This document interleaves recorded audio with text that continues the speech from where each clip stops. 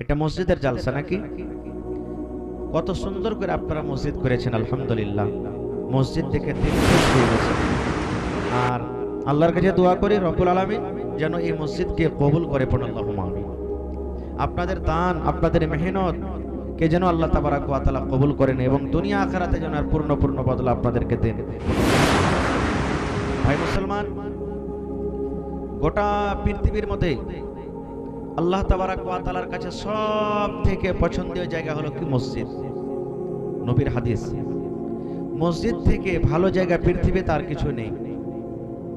এবং পৃথিবীর প্রথম ঘর, পৃথিবীর সব থেকে আগে আল্লাহ তাবারাক ওয়া তাআলা যে ঘরটা তৈরি করেছেন সেটা হলো কি জানেন? মসজিদ, কাবা শরীফ, যেটা আরব দেশে আছে, মক্কা নগরে আছে। যেই ঘরের জিয়ারত হাজী সাহেবেরা করতে যান, তওয়াফ করেন, যে ঘরের দিকে মুখ করে আমরা নামাজ পড়ি, যেটা হলো আমাদের কিবলা। আপনাদের কেউ যদি জিজ্ঞাসা করে ভাই কোন দিকে মুখ করে নামাজ পড়ছেন, কি বলবেন? পশ্চিম দিকে। কি বলবেন ভাই? পশ্চিম দিকে? জি না, এটা হলো ভুল। আমাদের জন্য হলো পশ্চিম, মানে আমাদের পশ্চিমে আছে আসলে সেই। কিন্তু যারা কাবা শরীফ থেকে আরো পশ্চিমে আছে, ওরা কোন দিকে মুখ করবে বলেন তো দেখি? পূর্ব দিকে মুখ করবে ওরা, মানে পূর্ব দিক কিবলা তো। আর যারা কাবা শরীফ থেকে উত্তরে আছে ওরা দক্ষিণ দিকে মুখ করবে। আর যারা কাবা শরীফ থেকে দক্ষিণ দিকে আছে ওরা উত্তরে মুখ করবে। যে যেদিকে থাকুক ওইটা হলো সবারই কিবলা। এবং কিবলার মান সম্মান আল্লাহ এবং আল্লাহ রাসূল কত দিয়েছেন জানেন? আল্লাহর নবী বলেছেন, হে আমার উম্মত, তোমরা যখন পেশাব পায়খানা করতে বসবে কিবলার দিকে মুখ করিও না। কিবলার দিকে মুখও করবে না, পিঠও করবে না। কিবলার দিকে মুখ কিংবা পিঠ করে তোমরা খবরদার পেশাব পায়খানা করবে না। এবং আরেকটা হাদিস আছে, আল্লাহ রাসূল বলেছেন যে কিবলার দিকে মুখ করে তোমরা ছুঁবো ফেলবে না। এটা হলো মান সম্মান। কিন্তু পেশাব পায়খানারও আমাদের বাধার নেই। ছেলে পিলাওয়ালা বসে গেল, মা খালার দেখছে। কত মা খালাতে এমন আছে, ছোট বাচ্চা যখন ওকে পেশাব পায়খানা করাবে পায়ে ধরে নিলে ওর কোন দিকে থাকলো পাছা, কোন দিকে আগা থাকলো কিছু দেখার নেই। ছেলেটা বড় বড় বড় বড় করে পেশাব পায়খানা করছে, কিছু দেখার নেই।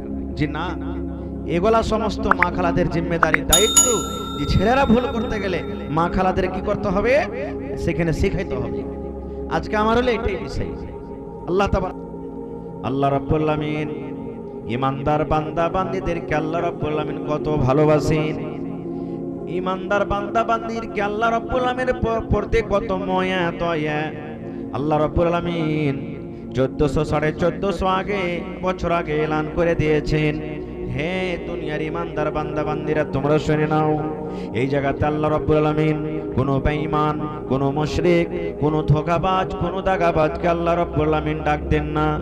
ডাইরেক্ট আল্লাহ রাব্বুল আলামিন ইমানদার বান্দা বান্দীদেরকে ডাকতে বলছেন, হে আমার ইমানদার বান্দা বান্দীরা, ও আনফুসাকুম ওয়া আহলিকুম নারা, তুমি এবং তোমার পরিবারকে জাহান্নামের আগুন থেকে বাঁচিয়ে নাও। আল্লাহ রাব্বুল আলামিন ইমানদার বান্দা বান্দীদেরকে ডাকতে বলছেন, হে আমার ইমানদার বান্দা বান্দীরা, তুমি এবং তোমার পরিবারকে জাহান্নামের আগুন থেকে বাঁচিয়ে নাও। পরিবার বলতে কে? আপনি নিজে জাহান্নামের আগুন থেকে বাঁচতে হবে আপনাকে। বাড়িতে বেটা আছে, বেটি আছে, মা আছে, বাবা আছেন, ছেলে আছে, মেয়ে আছে, বিবি আছে। আল্লাহ রাব্বুল আলামিন বলেন, দুনিয়ার মানুষ রে, তুমি এবং তোমার পরিবারকে জাহান্নামের আগুন থেকে বাঁচিয়ে নাও। কেননা জাহান্নামটা কি জিনিস? আল্লাহ রাব্বুল আলামিন তারপরে বলেন, ওয়াকুদুহান নাস ওয়াল হিজারা, জাহান্নামের ইন্ধন, জাহান্নামের লকড়ি হবে মানুষ এবং পাথর। আজকে ভাত রান্না করেন কি দিয়ে? গ্যাস দিয়ে নাকি? ভাত রান্না করেন কি দিয়ে? লকড়ি দিয়ে, বাঁশ দিয়ে, হ্যাঁ, আরো বিভিন্ন রকম জিনিস দিয়ে আমরা কি করি? ভাত রান্না করি, বাড়িতে আগুন তৈরি করি। কিন্তু বন্ধু আমার, জাহান্নামের ভিতরে এই মানুষ জ্বালানোর জন্য কি হবে? জাহান্নামের ভিতরে লকড়ি কারা হবে? আল্লাহ নিজে বলেন, দুনিয়ার মানুষ রে, হে আমার ইমানদার বান্দা বান্দীরা, জাহান্নামে একটা এমন ভয়ঙ্কর জায়গা, জাহান্নামে একটা এমন কঠিন জায়গা, জাহান্নাম এমন একটা খারাপ জায়গা, সেই জাহান্নামের তাপ, জাহান্নামের কষ্ট, জাহান্নামের সাজা তোমরা সহ্য করতে পারবে না। এই জন্য ইমানদার বান্দা বান্দি, তুমি এবং তোমার পরিবারকে জাহান্নামের আগুন থেকে বাঁচিয়ে নাও।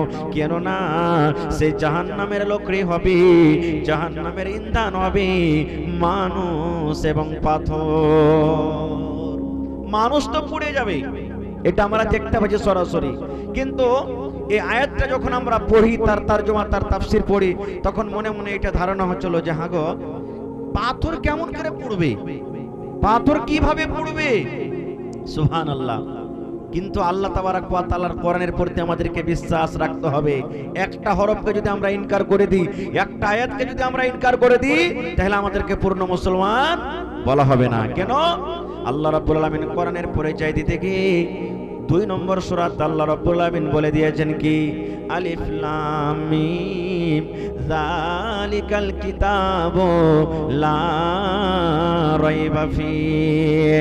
আল্লাহ রাব্বুল আলামিন বলেন, রে দুনিয়ার মানুষ, কোরআন আমার একটা এমন পুস্তক, কোরআন এমন একটা বই, কোরআন এমন একটা কিতাব, যে কোরআনটা আল্লাহ রাব্বুল আলামিনের কিতাব হইতে কোন রকমের শক নাই, সন্দেহ নয়, কোন রকমের শক নাই যেটা আল্লাহর কিতাব কিংবা আল্লাহর কিতাব নয়। এটা হলো আল্লাহর কিতাব, এটা হলো আল্লাহর কিতাব, এটা আল্লাহ রাব্বুল আলামিন নবীকে দান করেছেন। এই